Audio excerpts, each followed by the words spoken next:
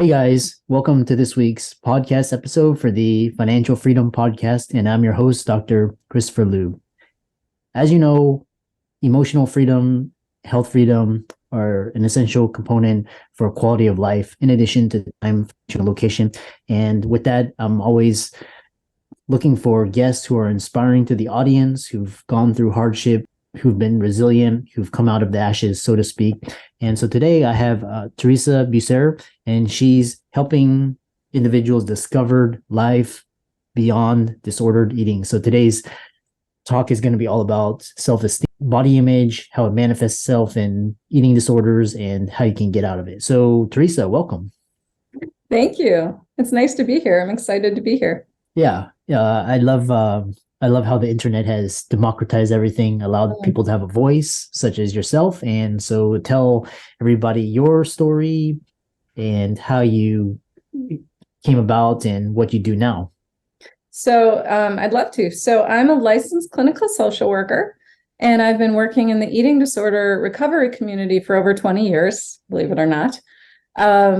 And I've worked at all different levels of care, from inpatient to outpatient, and different programs and things like that. And I've been in private practice forever. And over COVID, it kind of shifted for me. It's interesting when you talk about the internet opening up things, because I'm a bit of a dinosaur. So I was not on the internet. I was in my little office cave seeing one-to-one clients and things like that. And then COVID hit and we all went online, and I got to learn about the internet and all the wonderful things it has to offer. My own resistance, but I worked through.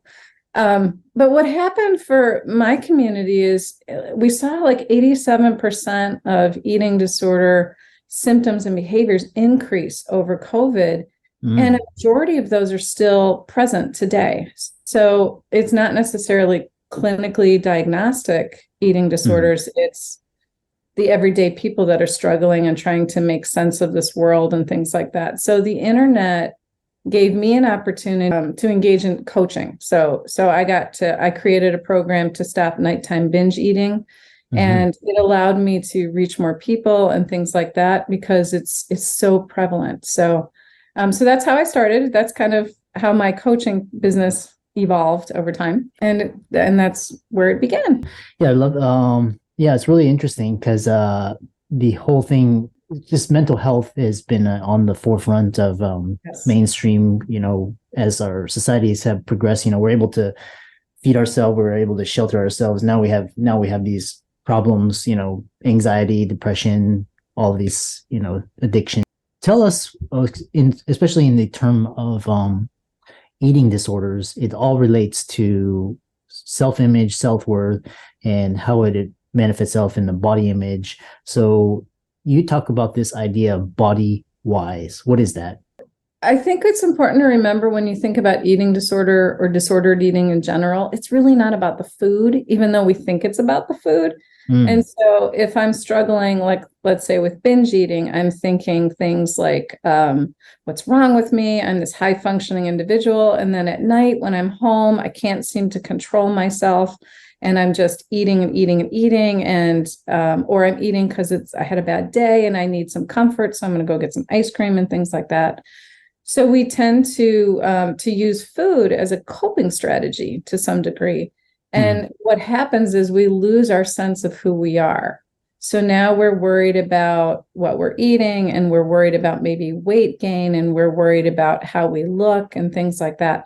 So we lose that sense of who we are, our authentic self, if you will. And that's where eating disorders can kind of steal some of your life to some degree, because you're focused on food, weight, and appearance instead of self-development, mindset, healthy behaviors, and things like that. That's the main crux of recovery when you think in those terms.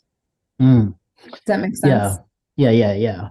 So, we can go into a couple of directions there, but one thing is, so for example, a lot of people are conscious about what they eat, how it makes them feel, especially, you want to maintain some, you want to take care of your body, but when does it become a problem, versus the average healthy, conscious person? They may be kind of anal when they go to a restaurant, vegan and all this stuff, but when does it become a problem? That's a great question because it's very murky, isn't it? So holistically, we want to be healthy. We want to eat well. We want to exercise. We want to fuel our mind with healthy things. And so a lot of us will search those things out. We search out exercise programs or mindset shift kind of situations or classes, things like that. When you start to look at the diet culture, you're starting to see things where we're pinpointing one thing. So this is one of the challenges, like we said earlier with the internet. We have, how can I say it? We have people that are trying to sell things. So they're focusing on one specific piece of a problem. Let's say I have an exercise program. My exercise program is great. It's a 6-week program, and you're going to lose weight, and I'm going to get you strong and healthy. And this is my before and after picture, and I did it in 5 weeks, and you can too. And so join on, and we're going to fix everything. So in marketing, like in the older days, it was really that one-hit wonder, where if you have one item that's going to fix all your problems, it's probably not necessarily the most holistic solution, if you will. So it becomes a problem when we focus on the one-hit wonder, if you think of it in those terms. And then you sort of lose that balance. And I think that with the internet, it's really hard if you aren't savvy with like algorithms. If I type in how to lose 10 pounds and, how to lose 10 pounds quickly, for the next 10 weeks, I'm going to get like everybody's stuff. And a lot of that is marketing. So it's all going to be about creating an insecurity in me. So I buy their product. I think when you think in terms of where that line is, you have to look at, how are you creating a holistic sense of self? Are you looking at your authentic self instead of losing weight or changing a dress size, things like that? I love that.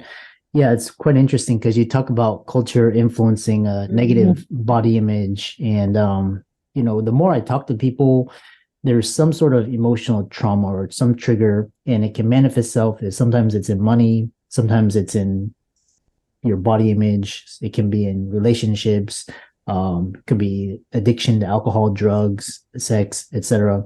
And so it's just all how it manifests. So what you're talking about is like it's not the food, it's the underlying emotional trauma that has to be addressed. So how can people suffering from these disorders stop hating their bodies? How can we change the conversation of body image, self-worth, and how does and we'll go from there. So when I think of eating disorders, I try to explain it in terms of like developmental tasks. In a lot of ways, our sense of self is created in adolescence, right? Like we're in middle school, high school, or trying to figure out who the cool kids are, or like, for me, it was the drama kids because we were like loud and obnoxious. But like you try and figure out where we fit in the world. And if you start to shift over to like body image, like I think if I want to hang out with them, they're all this group of girls, let's say, isn't eating lunch and they're trying to lose weight. And that's all we talk about. I want to be cool too. So I'm going to join that. And so that becomes my sense of identity. And so that can be a traumatic developmental experience versus an abusive situation. So when we talk about trauma, it's like many different levels in different areas. But if I decide that, they like me because I'm not eating at lunch and we're all hanging out talking about, boys and things like that, then this is my group and I'm going to build my sense of self on that baseline. So as we go through life, it's difficult to get a sense of who am I? How can I contribute to the world? Who am I without this disordered eating or this diet culture and things like that? And that contributes to body image as well as, like I said, the sense of self, which I think is the core, the core issue amongst all the behavior stuff, as we call it. So the things you want to do is, one, you recognize that diet culture is skewed and confusing and not really where the answers lie. Behaviors, if you're restricting, if you're binging, if you're spending all your time thinking about food and things like that, that needs to shift. And you want to look at controlling your environment and changing some of those behaviors.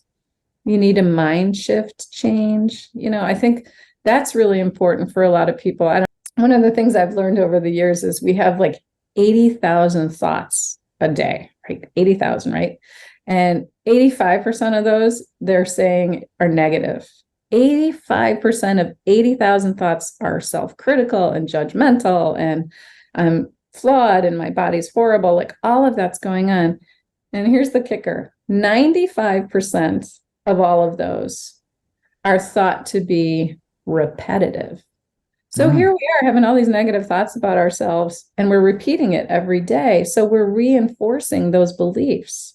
So a mind shift change is really important, because we need to start focusing on the positive things and the things that bring us to a growth mindset, instead of I'm a terrible person, I'm flawed, I'm never going to overcome this, and those kinds of things, because you're just going to perpetuate that is the thought behind it. So you want to look at, the messages you get in, the behaviors you're doing, the mindset that you have, and then ultimately you want to figure out who you are without these layers of cultural diet bias. Yeah.